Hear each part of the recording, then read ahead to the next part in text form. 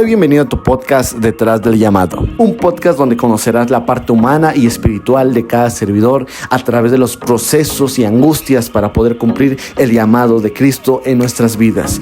Múltiples consejos, enseñanzas y predicaciones para ser edificados a través del oír, porque del oír viene la fe y la fe de la palabra de Dios. Juntos al pastor Damián Espinosa damos comienzo a esta aventura. Esto es Detrás del Llamado. Bienvenido a tu podcast Detrás del Llamado. Es una bendición poder estar en un nuevo episodio como cada semana, y como pueden estar observando, no nos encontramos solos, sino que tenemos un invitado muy especial, que es el pastor Eduardo Alfaro de Los Ángeles. Estamos platicando que su apellido se escucha de alta alcurnia, y pues el pastor Alfaro es de Acapulco. ¿Cómo se encuentra, pastor? ¿Cómo se encuentra en este hermoso miércoles que estamos grabando este podcast? Muy bien, gracias a Dios. Saludos a todos los que nos miran este día. Y bueno, pues vamos a empezar con ciertas preguntas. El pastor ha trabajado en ministerio por varios años y queremos que nos hable de su experiencia para también nosotros cumplir nuestro llamado como él lo está cumpliendo. Y la primera pregunta que me gustaría hacerle es: ¿recuerda el momento cuando sintió que Dios lo estaba llamando, pastor? ¿Nos puede comentar sobre este momento? Sí, por supuesto. Estamos hablando del año aproximadamente del año 1995. Apenas 2 años y algunos meses después de haberme convertido, de haber aceptado o haber recibido el perdón de los pecados en Cristo Jesús. Hubo un evento en la iglesia donde oraron por todos los que estábamos ahí presentes, y bueno, hubo algunas palabras dirigidas hacia mí por parte de Dios, por medio de un pastor, sobre el llamado, diciéndome que Dios me había puesto precisamente para servirle de esta manera. Yo creo que es importante recalcar esto, pastor, porque mucha gente no sabe que siempre el llamado se va a encontrar cerca de Dios. A veces pensamos que Dios nos va a llamar cuando estemos haciendo otras ocupaciones, y tal vez Dios lo pueda hacer, pero lo más seguro es que siempre lo va a hacer cuando estemos en su casa, cuando estemos a su servicio. Otra pregunta que nos gustaría hacerle es: ¿qué pasaba en su vida en ese tiempo? ¿Cómo fue esa experiencia? Cuéntenos, pastor. Bien, gracias a Dios, desde el primer año que me convertí a Cristo Jesús, que Dios me rescató, comencé a trabajar con el departamento de jóvenes, una responsabilidad muy grande, ser designado para guiar el grupo de jóvenes en el año 94, y para el 95, bueno, yo estaba tratando de aprender a tocar un instrumento. Estaba en la escuela de música, quería cantar, quería hacer de todo. Sí. Pastor, lo que no he dicho es que el pastor sabe tocar varios instrumentos. Yo creo que lo he visto en el teclado. No sé si sabe tocar la guitarra o otros instrumentos. La guitarra solamente un poquito nada más. Y también lo que me llama en particular la atención es que los cantos que usted sabe son muchos como coros, son himnos. Sí, son prácticamente de ese tiempo, de los años 90. ¿Y cómo surgió esa pasión por la música, pastor? ¿Cómo esto lo combina con su llamado? ¿Qué pasó primero? ¿El llamado a la música o el llamado a la palabra? ¿Cómo sucedió este suceso? Yo puedo decir que que para la música no fue como un llamado, fue una inquietud mía de querer. De hecho, bueno, antes de ser cristiano, a mí me gustaba cantar, pero pues canciones prácticamente contrarias a lo que Dios quiere, ¿no? La honra para Él. Canciones supuestamente románticas, Bookies, Yonix, Broncos, en fin, me gustaba cantar. Entonces ya tenía esa atracción por la música. Fue una inquietud de querer aprender e incursionar en el ministerio musical de la iglesia. Y de ahí, cuando estaba en el mundo, por así decirlo, ¿usted nada más cantaba? ¿Nunca tocó un instrumento? Nunca toqué un instrumento, solamente cantaba. Hasta ya llegar a la iglesia Cuando llegué a la iglesia, entonces sentí la inquietud de aprender algún instrumento, y lo que me atrajo fue el teclado, por estar todas las teclas al frente. Okay. ¿Algún consejo que nos podría dar, pastor, para aquellos que tienen esos dones, esa gracia de tocar no tan solamente un instrumento, sino también predicar?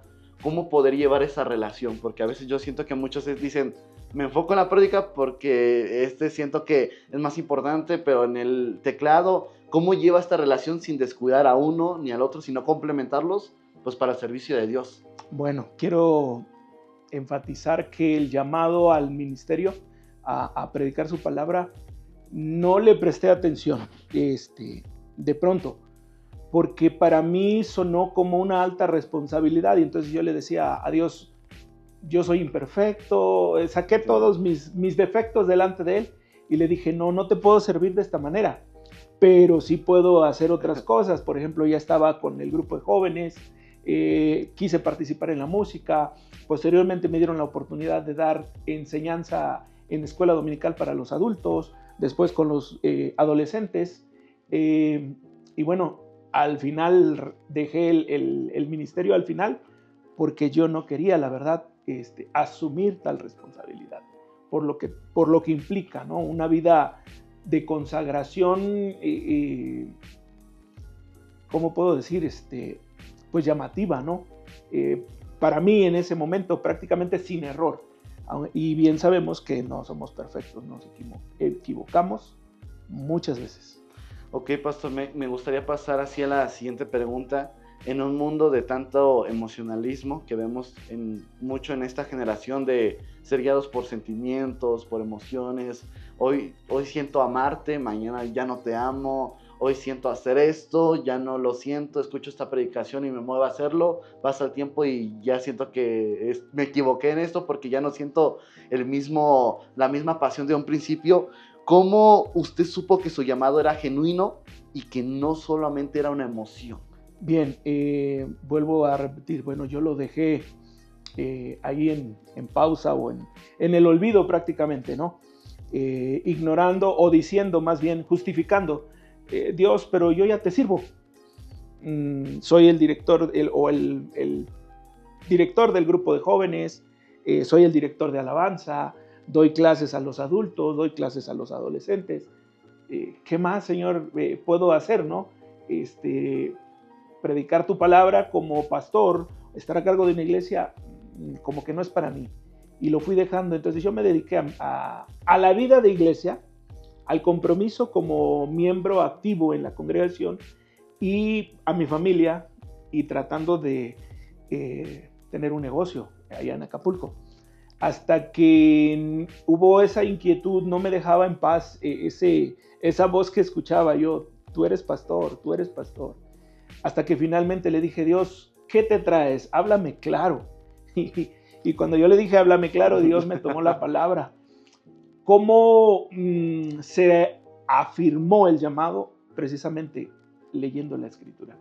Y en esa Escritura Dios me daba la pauta de lo que yo tenía que hacer. Y yo creo que esa es la respuesta perfecta. El cielo y la tierra pasarán, tus emociones también puedes pasar, pero lo que Él ha dicho permanecerá hasta que se cumpla. Efectivamente. Y fue hasta ese momento que le dije, bueno, aquí estoy, ¿qué tengo que hacer? Y en la palabra fue claro en decirme que tenía que salir yo de mi casa, dejar mi tierra, dejar mi trabajo, lo que estaba realizando. Y sí me dolió mucho porque entendí que iba a estar lejos de mi madre, de mis hermanos, de la congregación donde yo crecí, en la cual yo servía, de mi tierra, un lugar paradisíaco, de hecho, pues se conoce como el paraíso de América. Entonces fue complicado tomar la decisión de obedecer a Dios, pero cuando lo hicimos con mi esposa, porque no fue nada más unilateral de que yo soy llamado, no. Platiqué con mi esposa, lo dialogamos muy bien y entonces nos dispusimos a obedecer. Y salimos de Acapulco para emprender este viaje ya de 25 años, gracias a Dios, desde el año 2000, que yo salí de Acapulco con mi esposa y mis 4 hijos.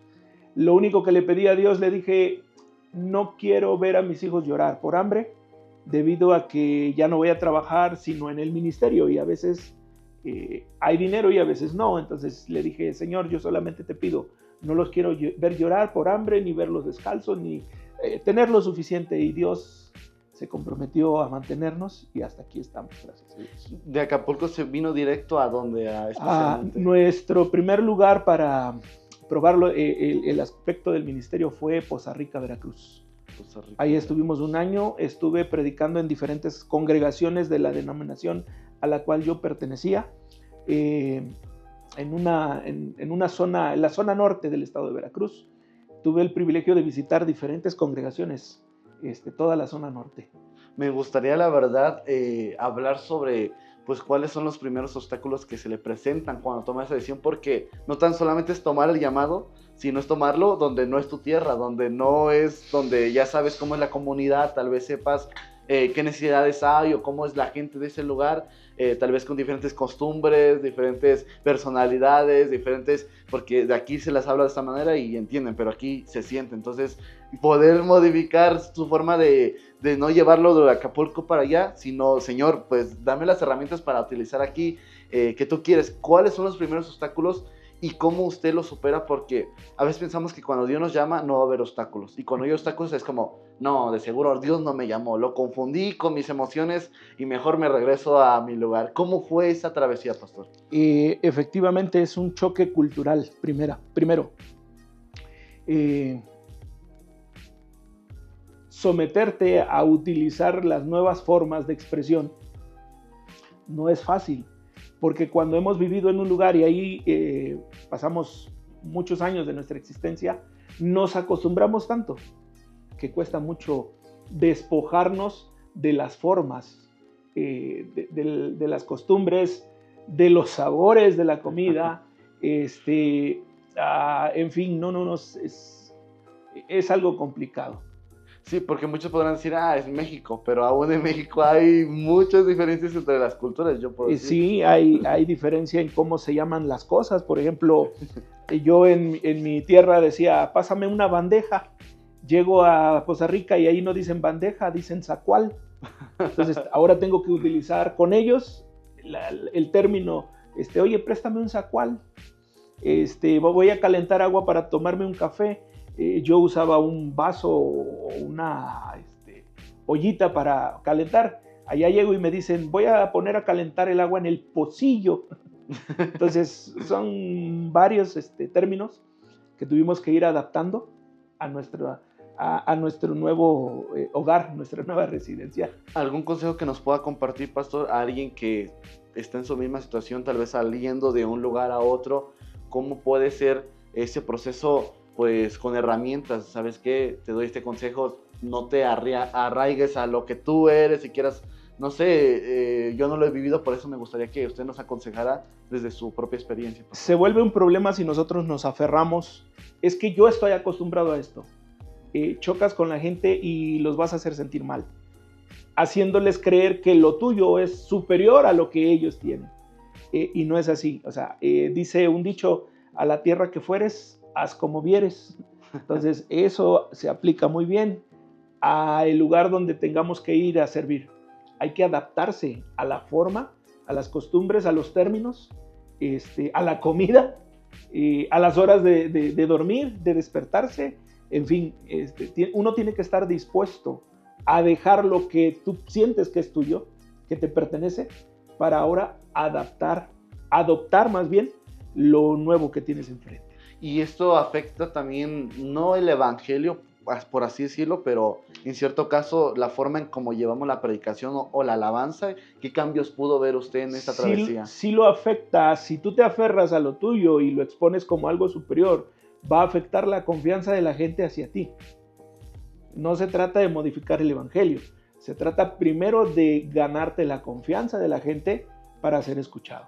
Yo creo que el mayor ejemplo también de nuestro Señor Jesucristo, cuando habla de sembradores y mucho del campo, cuando pues las personas que lo escuchaban se dedicaban a eso y les hablaba como que la semilla que cae en esto. Entonces tenemos que presentarlo también a nosotros a la gente, conforme al público, pues hablarle.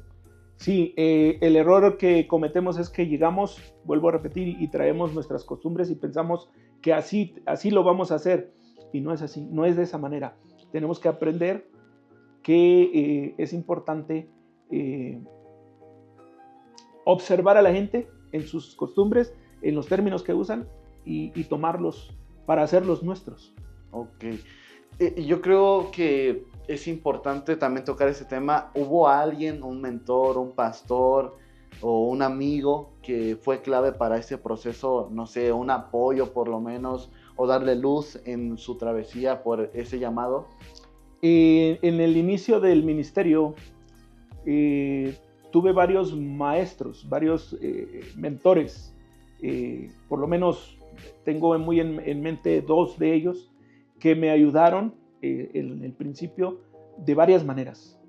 No estuvieron como muy pendientes de mí, pero yo sí estuve pendiente para aprender lo que ellos estaban haciendo, la manera como ellos se desenvolvían ya en el ministerio. ¿Usted piensa que hay una importancia en que tiene que haber un mentor o alguien que nos sea de inspiración tal vez o de confianza en nuestro llamado para poderlo realizarlo mejor? Sí, y debiera de ser de una manera intencional, no accidental. Lo mío fue algo accidental, algo que surgió. Pero es mejor si hay un mentor que esté pendiente realmente para ubicarnos, hacernos las recomendaciones, los consejos, orar con nosotros, preguntarnos cómo vamos. En fin, yo creo que debiera ser de manera intencional, que el aspirante al ministerio busque un mentor y que el mentor asuma esa responsabilidad de estar atento a lo que está sucediendo. Yo creo que es importante eso porque vemos nuevas generaciones que van creciendo y van pues siendo llamados por Dios y a veces yo creo que se sienten como, ajá, ¿y para dónde voy? O como, o esto es normal, o esto no es normal que me pase. Y a veces siento que muchos pastores se han vuelto como muy, eso es mío y yo lo conseguí, tú, que Dios te guíe como tú veas, pero esto no te lo comparto porque a mí me costó. ¿Qué consejo le podría dar a los pastores pues para inspirar a esa nueva generación a, ¿sabes qué? Yo te puedo apoyar o creo que es fundamental en medio de pastores experimentados, tanto en carácter, tanto en espiritualidad, tanto en conocimiento, pues que nos ayuden a poder pues hacer un poco, en cierta manera, pues más amigable el camino para decir, voy con esta persona que me aconseje. Sí, sí es importante y cierto es que cada historia es diferente.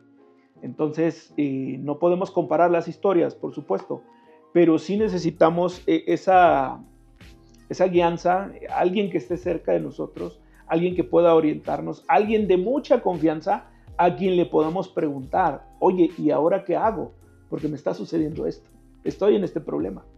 Ok, entiendo. Creo que es fundamental y aprovechar pues personas que son de inspiración. Yo creo que en la iglesia Dios ha usado y sigue usando hombres que sus vidas son de gran testimonio y nosotros pues nos inspiran de que, ok, yo quiero pues que Él me aconseje porque su vida, sus frutos dan representación que Dios vive en ellos y que los guía.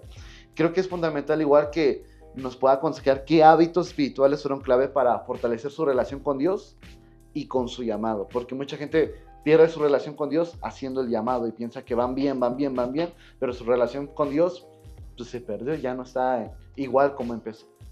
Es indispensable la oración, la lectura o más bien estudio de la palabra y el poder practicar lo que es el ayuno. Son 3 prácticas para mí indispensables precisamente para estar en esa sintonía con Dios y poder afinar nuestro oído para saber escuchar y saber por dónde hay que ir. Algo curioso que me parece es que los pastores tienen que estar prédica y prédica y prédica. ¿Usted cómo lleva eso sin caer en lo mismo? Porque siento que a veces hay mucha dificultad en que voy a predicar tal lado, voy a predicar tal día y sigo predicando. ¿Y cómo hago que ninguna predica pues casi sea lo mismo, pero en otra imagen, sino que realmente sea el mensaje de Dios y no caer en un, pues ya prediqué esto, pues le meto esto de una prédica que tuve desde hace tiempo, pues ya prediqué esto, le meto esto? ¿Cómo llevar el mensaje fresco, directo de la presencia de Dios? ¿Cómo hacer eso sin caer en una costumbre de seguir predicando tan solamente lo que, pues, no realmente sea la voz de Dios, sino lo que nos nazca, por así decirlo?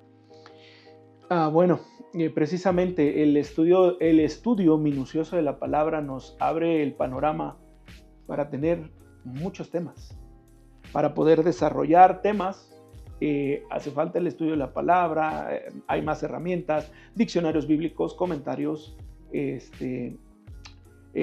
los diccionarios de las palabras, de las claves, términos en hebreo, en griego, para poder desarrollar una predicación. No tomar simplemente la copia de alguien que ya dijo algo que parece relevante en las redes y yo vengo y lo traigo prácticamente sin discernir qué dijo, se lo presento a la iglesia. Tenemos que evitar eso. Y yo creo que eso es un peligro y es algo bien peligroso que está pasando. Yo lo veo, lamentablemente, en muchos jóvenes que ven una predicación de un predicador en redes sociales, lo predican y no saben que cuando tú predicas es porque lo vives.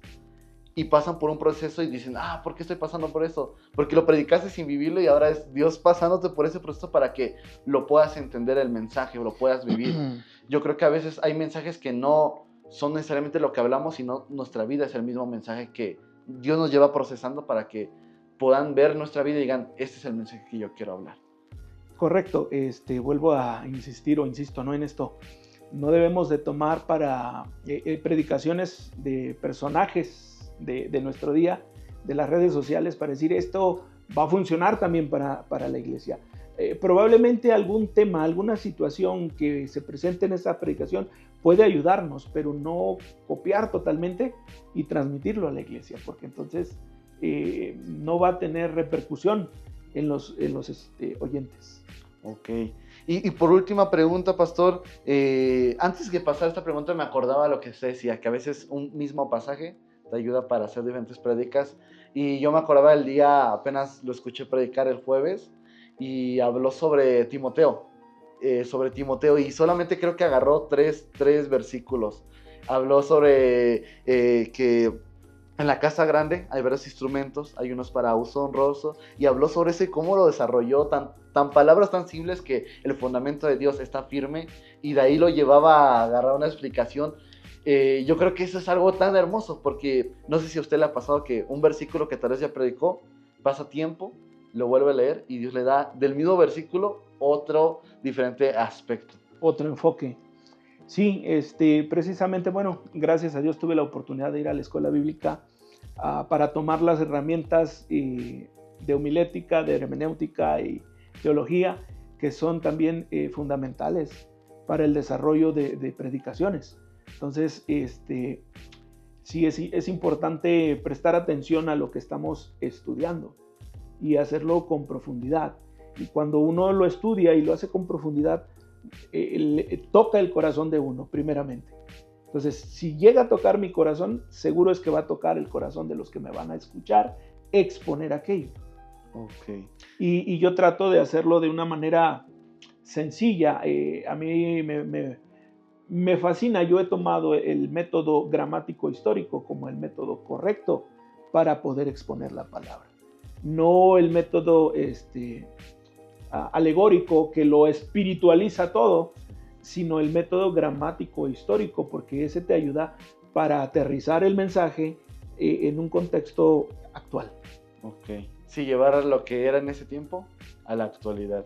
Y yo creo que algo hermoso es que Dios te da tantas herramientas para poder usar su palabra, pero a veces creo que nos quedamos en que le hemos perdido el valor en la manera de que no sabemos qué responsabilidad es entregar un mensaje a la iglesia. Así que es. Realmente impacte, porque decimos, me toca predicar en la iglesia. Busco en YouTube y hay tantas herramientas ya para, usted habló de la inteligencia artificial, ChatGPT, para, hazme una predicación y te la hace. Pero tal vez esa impactará las mentes, pero no los corazones. No habrá una transformación en sus vidas. Así es. Y no podemos dividir la inteligencia de los sentimientos. Porque algunos predicadores atacan las emociones, dicen, ¡hey, no se emocionen! Y que no se... No podemos dividir, no podemos disasociar las emociones del pensamiento crítico, de la reflexión, de lo racional. No se puede. Entonces, nosotros los predicadores vamos a llegar a los oyentes de una manera práctica, tanto en reflexión como en emociones. No cargarnos ni a un lado ni al otro. Yo trato de evitar precisamente el sensacionalismo.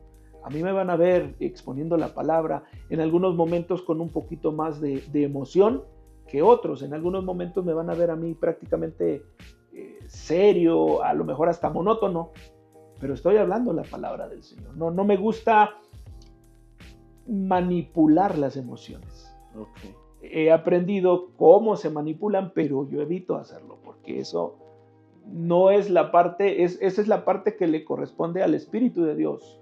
Y no manipular, no, sino tocar las emociones.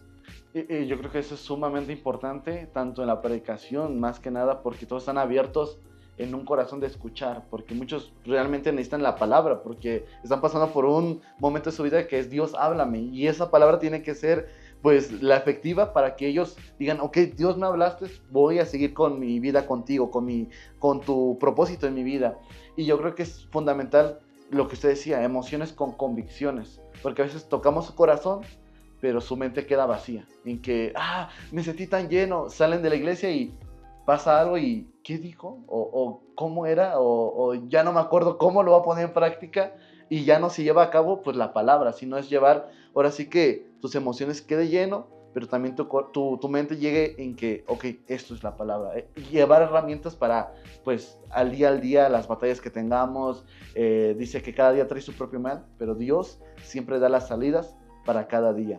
Y por último, ¿qué mensaje les dejaría hoy a esta generación de jóvenes que quiere servir a Dios con pasión? A esos nuevos llamados que están surgiendo.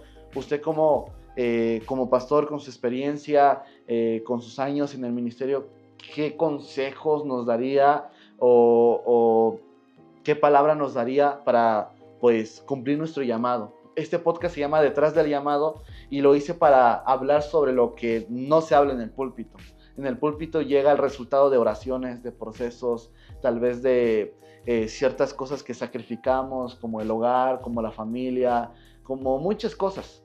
Pero quiero que nos hable qué consejo nos dejaría para poder cumplir nuestro llamado a esos jóvenes que tal vez no tienen experiencia, tal vez están comenzando desde cero, pero tienen un anhelo y un llamado de Dios que, pues, para cumplir su propósito.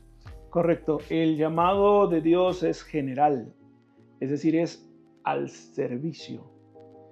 Hoy, para muchos, hablar de ministerio es hablar de algo extraordinario, algo que está de un nivel altísimo, ¿no? Y que lo quiero alcanzar para ser visto. No se trata de ser vistos. El servicio es eso, tener la disposición para hacerlo, cualquier cosa que se me encomiende, que lleva como fin beneficiar al mayor número de personas posible. Yo no inicié en la congregación tocando alabanza. Es más, tardé casi 2 años desde que empecé a aprender y practicar hasta que tuve la oportunidad de poder participar de la alabanza. Entonces, ¿qué fue lo primero que yo hice? Estar dispuesto para ir a barrer el templo. Estar dispuesto para ayudar a pintar, estar dispuesto para ayudar en las reparaciones, estar dispuesto para ayudar en la limpieza de fuera del templo. Entonces, yo siempre estuve dispuesto. Y cuando yo no tenía el tiempo para el día que el pastor necesitaba, yo me ofrecía a hacerlo para un día posterior. Pero era mi propuesta. Yo le decía, pastor, no puedo el miércoles, por ejemplo, pero el viernes yo vengo y lo hago. Wow. Entonces, eso realmente ese es el corazón que Dios espera de nosotros. Una disposición para hacer lo que conviene, lo que va a traer beneficio a los demás.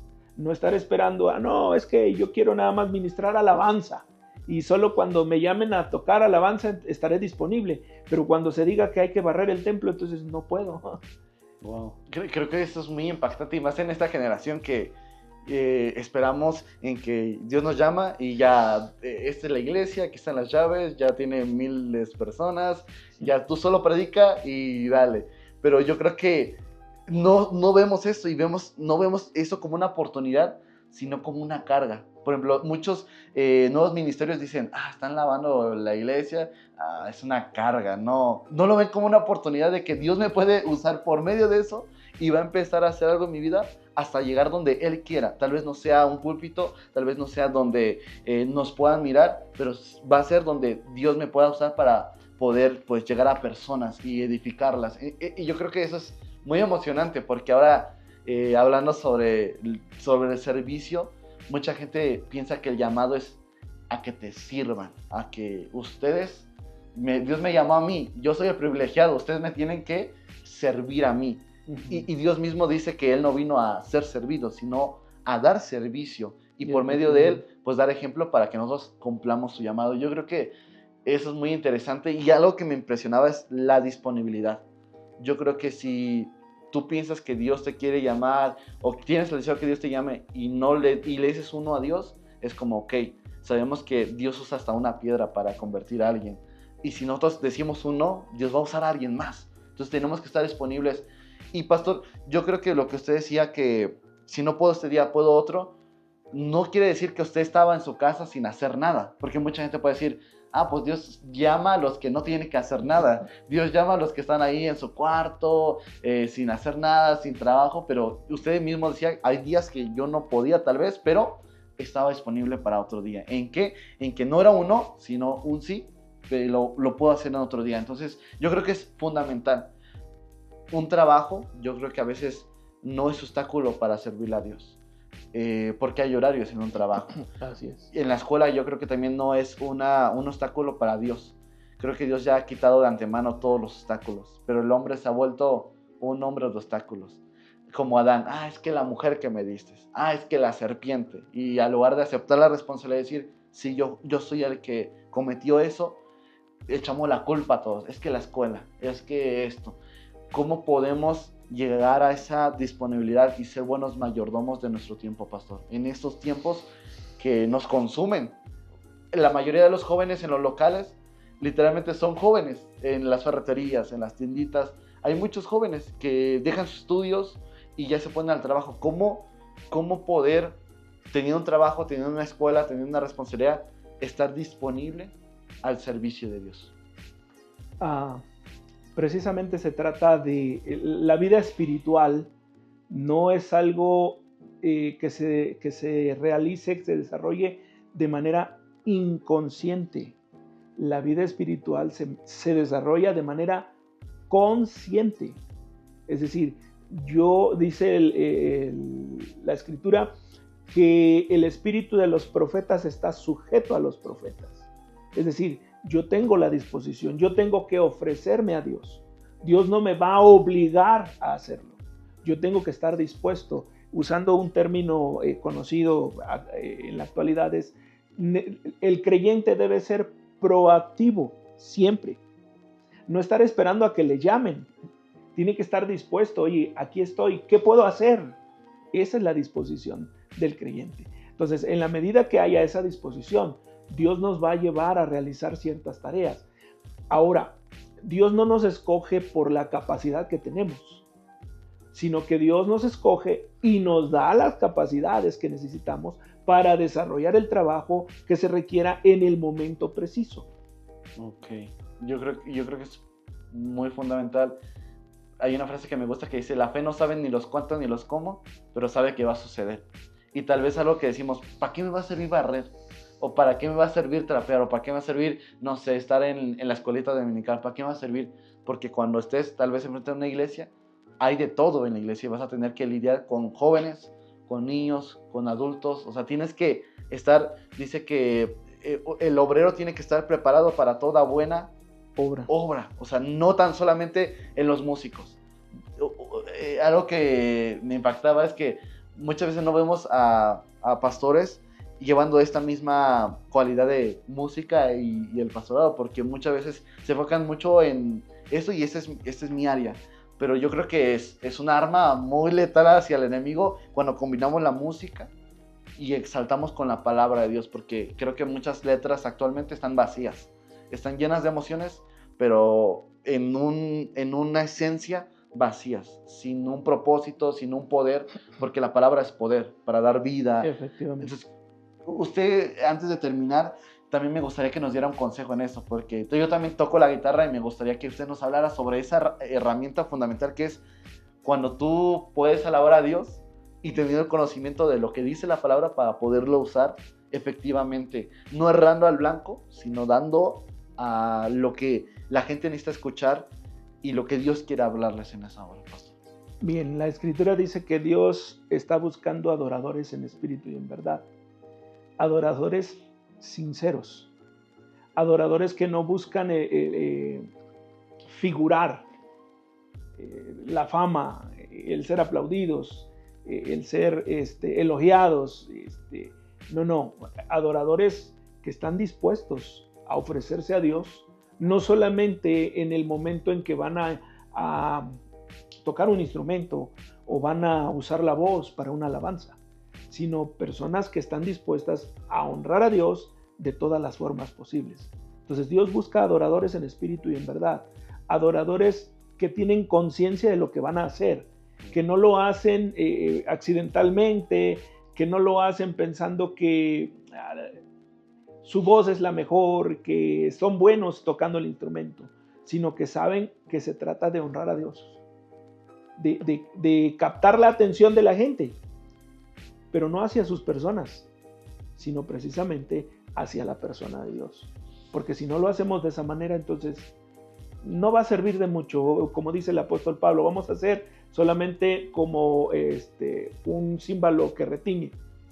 Wow, yo creo que eso nunca lo había visto de esa manera y me gustó mucho cómo lo dijo, atraer a las personas, no a ti, sino a Dios. Y yo creo que solo ese movimiento no podemos hacerlo en nuestra misma carne, porque en nuestra misma carne los atraemos a nosotros y le metemos hasta otro acorde y le metemos aquí para que digan, sonó bien bonito esta parte, sino en un espíritu tan humillado, tan menguado, que nuestra vida estamos tan muertos en nosotros mismos que la única presencia que pueda mirarse a través de nosotros sea la presencia de Dios.